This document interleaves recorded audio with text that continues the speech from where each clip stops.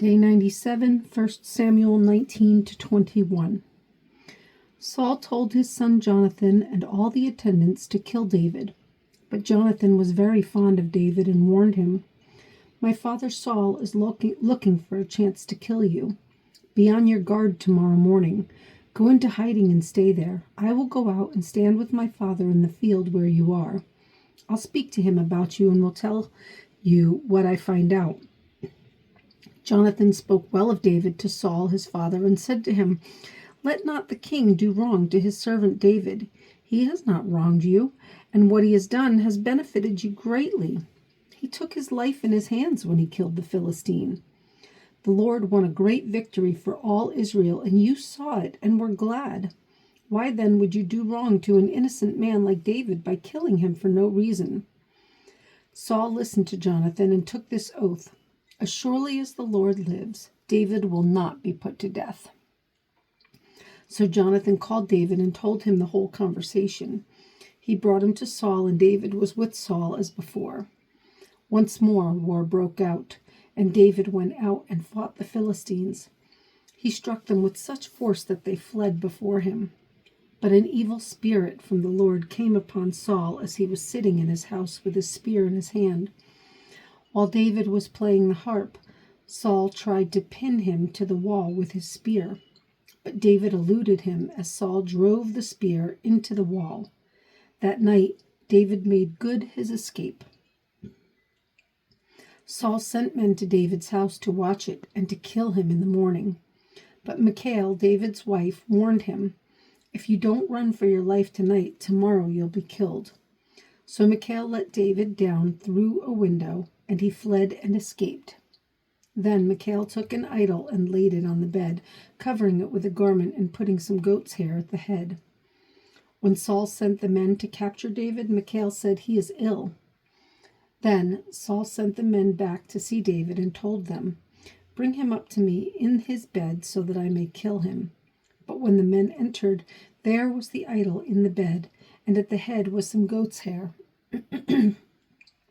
Saul said to Michal, "Why did you deceive me like this and send my enemy away so that he escaped?" Michal told him, "He said to me, 'Let me get away. Why should I kill you?'" When David had fled and made his escape, he went to Samuel at Ramah and told him all that Saul had done to him. Then he and Samuel went to Naioth and stayed there. Word came to Saul, "David is in Naioth at Ramah." So he sent men to capture him. But when they saw a group of prophets prophesying with Samuel standing there as their leader, the Spirit of God came upon Saul's men, and they also prophesied. Saul was told about it, and he sent more men, and they prophesied too. Saul sent men a third time, and they also prophesied.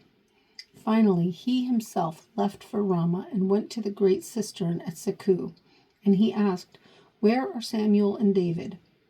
"Over in Naioth at Ramah," they said. So Saul went to Naioth at Ramah, but the Spirit of God came upon even him, and he walked along prophesying until he came to Naioth. He stripped off his robes and also prophesied in Samuel's presence. He lay that way all that day and night.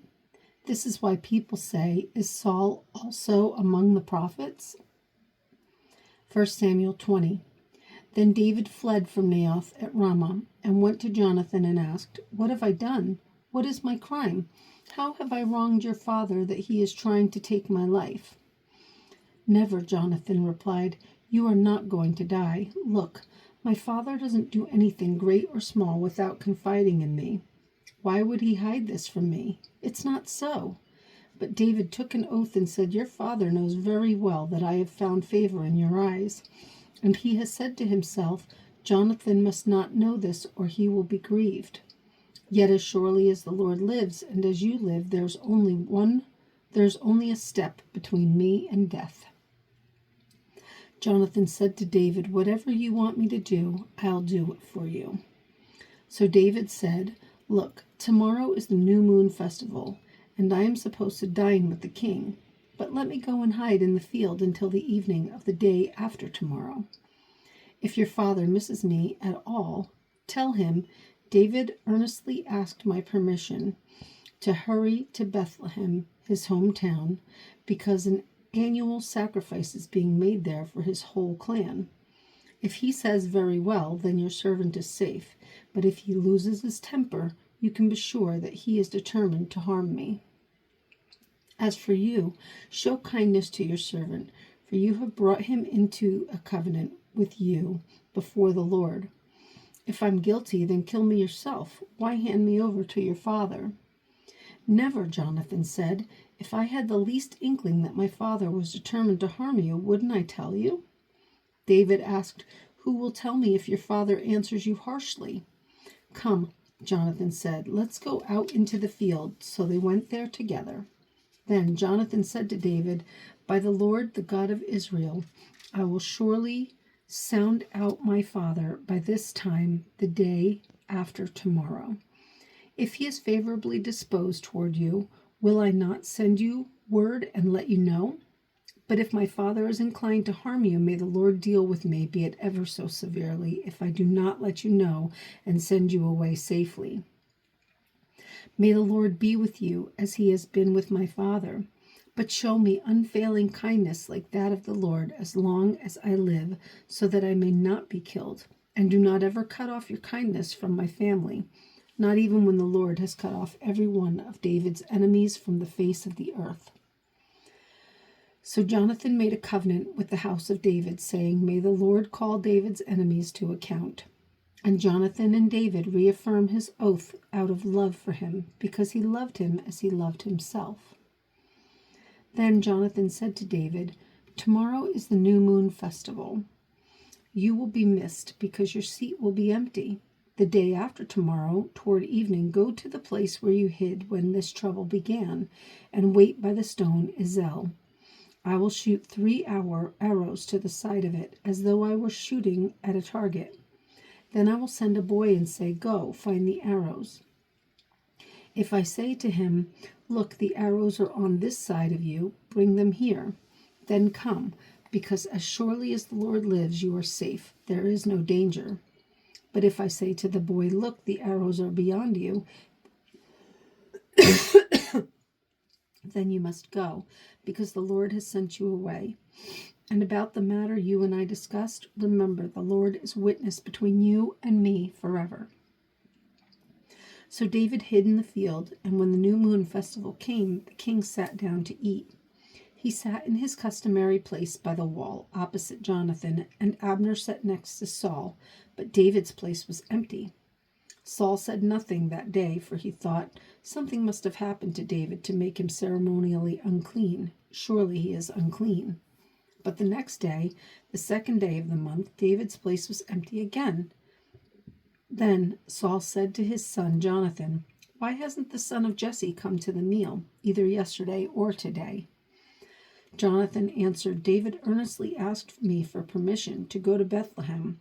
He said, 'Let me go, because our family is observing a sacrifice in the town, and my brother has ordered me to be there. If I have found favor in your eyes, let me get away to see my brothers. That is why he has not come to the king's table.'" Saul's anger flared up at Jonathan, and he said to him, "You son of a perverse and rebellious woman, don't I know that you have sided with the son of Jesse to your own shame and to the shame of the mother who bore you? As long as the son of Jesse lives on this earth, neither you nor your kingdom will be established. Now send and bring him to me, for he must die." "Why should he be put to death? What has he done?" Jonathan asked his father. But Saul hurled his spear at him to kill him. Then Jonathan knew that his father intended to kill David. Jonathan got up from the table in fierce anger on that second day of the month. He did not eat because he was grieved at his father's shameful treatment of David. In the morning, Jonathan went out to the field for his meeting with David. He had a small boy with him, and he said to the boy, "Run and find the arrows I shoot." As the boy ran, he shot an arrow beyond him. When the boy came to the place where Jonathan's arrow had fallen, Jonathan called out after him, "Isn't the arrow beyond you?" Then he shouted, "Hurry, go quickly, don't stop." The boy picked up the arrow and returned to his master. The boy knew nothing of all this, only Jonathan and David knew. Then Jonathan gave his weapons to the boy and said, "Go, carry them back to town." After the boy had gone, David got up from the south side of the stone and bowed down before Jonathan 3 times with his face to the ground. Then they kissed each other and wept together, but David wept the most. Jonathan said to David, "Go in peace, for we have sworn friendship with each other in the name of the Lord, saying, 'The Lord is witness between you and me, and between your descendants and my descendants forever.'" Then David left, and Jonathan went back to the town. David went, 1 Samuel 21. David went to Nob, to Ahimelech the priest. Ahimelech trembled when he met him and asked, "Why are you alone? Why is no one with you?" David answered Ahimelech the priest, "The king charged me with a certain matter and said to me, 'No one is to know anything about your mission and your instructions. As for my men, I have told them to meet me at a certain place. Now then, what do you have on hand? Give me 5 loaves of bread or whatever you can find." But the priest answered David, "I don't have ordinary bread on hand. However, there is some consecrated bread here, provided the men have kept themselves from women." David replied, "Indeed, women have been kept from us, as usual, whenever I set out. The men's things are holy, even on missions that are not holy. How much more so today?" So the priest gave him the consecrated bread, since there was no bread there to except the bread of the presence that had been removed before the Lord and replaced by hot bread on the day it was taken away. Now one of Saul's servants was there that day, detained before the Lord. He was Doeg the Edomite, Saul's head shepherd. David asked Ahimelech, "Don't you have a spear or a sword here?" "I haven't brought my sword or any other weapon because the king's business was urgent." The priest replied, "The sword of Goliath the Philistine, whom you killed in the valley of Elah, is here. It is wrapped in a cloth behind the ephod. If you want to take it, there is no sword here but that one." David said, "There is none like it. Give it to me." That day, David fled from Saul and went to Achish, king of Gath. But the servants of Achish said to him, "Isn't this David, the king of the land? Isn't he the one they sing about in their dances? Saul has slain his thousands, and David his tens of thousands." David took these words to heart and was very much afraid of Achish, king of Gath. So he pretended to be insane in their presence, and while he was in their hands, he acted like a madman, making marks on the doors of the gate and letting saliva run down his beard.